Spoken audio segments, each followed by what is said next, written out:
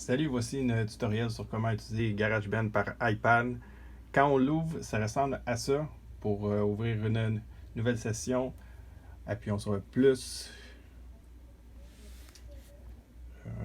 Utilisons le piste et non live loop. Donc, piste, on peut choisir un instrument par lequel on veut commencer à jouer et enregistrer. Moi, je vais choisir batterie, acoustique.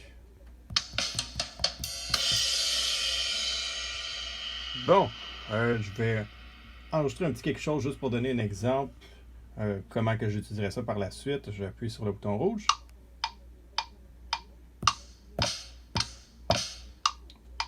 C'est assez, j'arrête ici.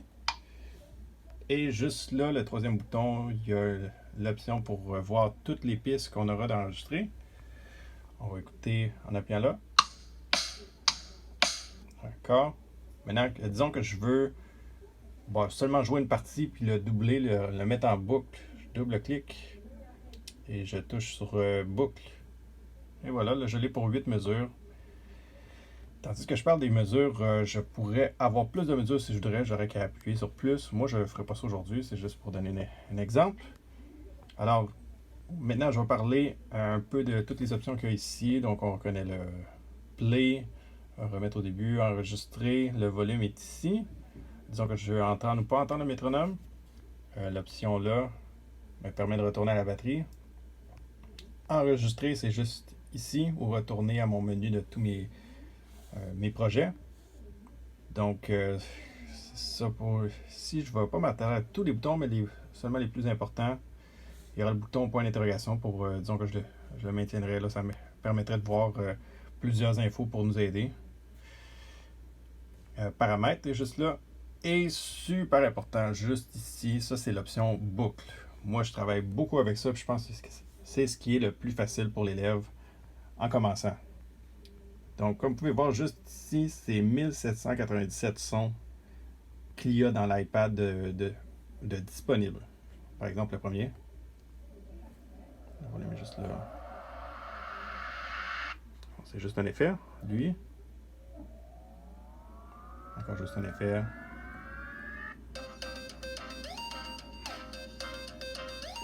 Bon, ok, déjà, lui, il y a un peu de musique qui s'entend derrière lui. Donc, disons que ce son-là me convient, je le maintiens et je le glisse dans mon projet. Et ça va se synchroniser au tempo de tantôt. Parlons de tempo. Si je voudrais changer ça, c'est dans paramètres.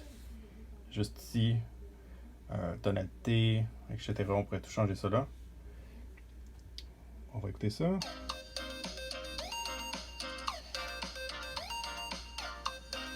Alors, ça me donne déjà ça. Je pense si je voudrais entendre, c'est ça. Si je voudrais changer le volume de mes deux instruments. Moi je l'ai dit, je suis batteur, alors je veux l'entendre. Voilà. Alors ça fait mes deux premiers. Puis moi, l'une des consignes que je donne souvent aux élèves, c'est que je veux qu'il y ait un instrument qui fait la mélodie, la basse et le rythme. Donc là, c'est comme si j'avais un instrument qui fait la mélodie et le rythme. Alors je vais aller chercher quelque chose qui va faire la basse. J'ai une option juste ici qui me permet de sélectionner les sons de chacun de mes instruments. Je vais y aller. Synthé, me semble qu'il y a. Non, ok. Je pensais qu'il y avait Synth Bass, des fois il est disponible. Ok, je vais y aller avec la basse. Le premier en haut. Ok, donc ça me convient. Je l'ai glissé, on écoute ça.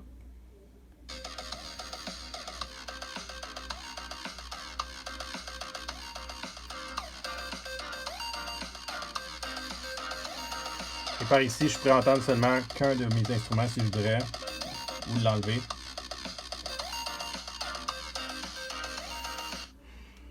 Autre chose, on peut voir, vous voyez l'espèce de petit trou qui est juste là, ça signifie qu'il y a une boucle qui a été doublée, là, qu'elle a été répétée deux fois. Vous voyez, pour ma batterie que j'ai jouée tantôt, je l'ai jouée qu'une fois, puis elle a été répétée. Alors, je pourrais modifier ça si je voudrais. Alors là, maintenant, je pense enfoncer. C'est ça. Je peux la bouger. Je pourrais faire ça aussi. Si je double-clique, je pourrais l'effacer, faire tous ces ajustements-là. Bon, comme on a pu en parler tantôt, il y a beaucoup de choix de sons. C'est ça qui rend ça super intéressant, moi, je trouve. On peut aller chercher des sons soit par les instruments, mais aussi par les styles. Comme là, je suis dans... Ah, tiens, je vais retourner dans synthé et je vais aller sur dubstep. Je vais aller complètement au hasard. Je vais ajouter ça. Tiens, là, je vais le mettre seulement à partir de ma 5e mesure. Ça me semble pas complètement synchronisé au début de ma 5e, c'est étrange. Ok, je l'ai. Je la mets à partir de la 4e.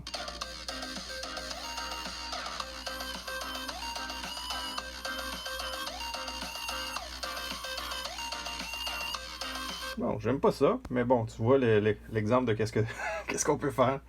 Il y a tellement de choses qu'on peut pour ajouter là. Alors, juste avec les genres, il y a des choses, même dans le classique, il y a tellement de choses. Alors, en tout cas, à explorer. Suite de ça, quelque chose d'autre qu'on peut faire, c'est jouer d'autres instruments. Là, ça demande que l'élève sache les notes, évidemment, qui ont été jouées pour que ça fasse du sens. Là, je voyais qu'on était en Do. Fait que tiens, moi, je vais ajouter du clavier. Je suis ici. Là, dans mon clavier, j'ai plusieurs sons. Je vais y aller avec lui. Et je vais tout de suite enregistrer quelque chose.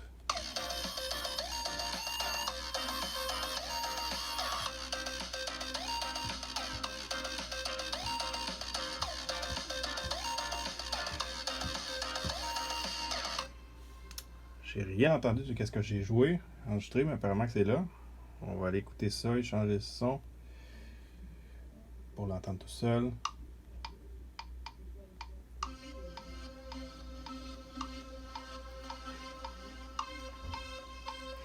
Bon, là, c'est pas très bon, mais ça donne juste une idée de quelque chose qu'on peut faire.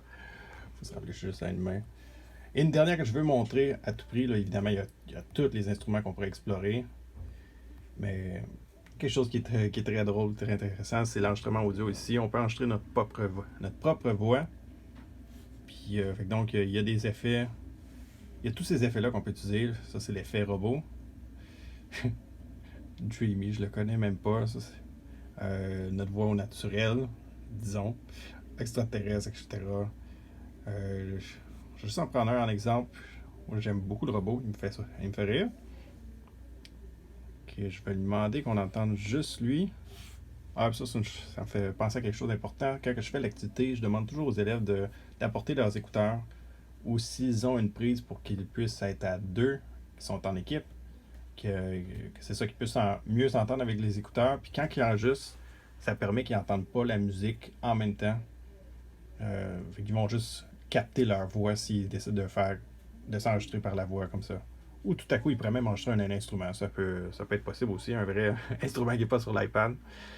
Fait que je vais enregistrer un robot. Mon nom est Martin Plante. Martin Plante est mon nom. Mon nom est Martin Plante. Martin Plante, le robot.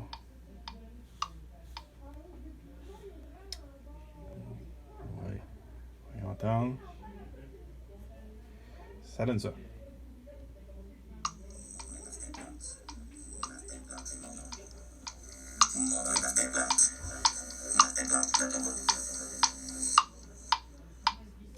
J'aime ça. Je le mets en boucle avec les autres instruments.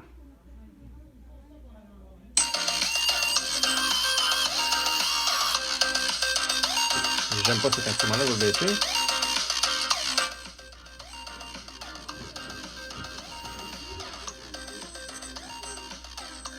Bon, j'aurais du travail à faire pour faire entendre ma voix de robot, mais bon, vous comprenez l'idée, là. On peut utiliser le même mixer un peu. Avec là, je pense qu'on pourrait même faire plus de travail. Ouais, il y a plus de choses qui pourraient être faites, là, de la compression, des effets. Donc, il y a ça aussi avec cette option-là. Et puis comme je disais au début, je vais terminer par ça. On peut enregistrer euh, le fichier en recliquant, comme vous avez vu juste là. Et après, je pense qu'on double-clique. Non, c'est pas ça. OK. OK. Vous voyez, on maintient enfoncé et renommer.